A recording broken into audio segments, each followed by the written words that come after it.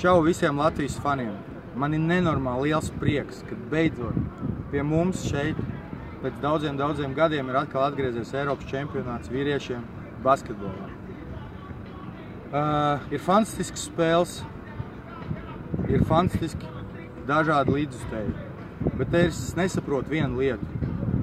Vakardienas spēle pret Beļģiju, kā var būt tā, kad puses stadions, Arēna Rīga, ir citās krāsās. Kāpēc nav sarkani krekli? Kāpēc nav balti krekli? Mēs atnākam kā turisti uz spēlēm, atplaudējam, pabļaujam un aizējam mājās. Atbalstam mūsējos, uzvalkam sarkanus krekliņus.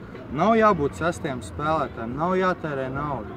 Atrodiet skapī sarkanu krekliņu, baltu krekliņu. Atbalstam ar krāsām.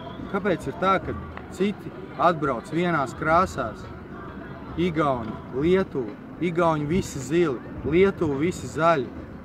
Un mēs esam zaļi, zili, dzelteni, pelēki un, protams, liela daļa sarkani. Paldies tiem, kas uzvalk 3 zvaigznes sarkanus krekliņus, atnāk, atbalsta un vienmēr atbalstīs.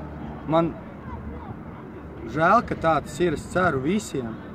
Saņemamies, atbalstam mūsējos un viss būs super. Paldies, tiekamies superīgās spēlēs!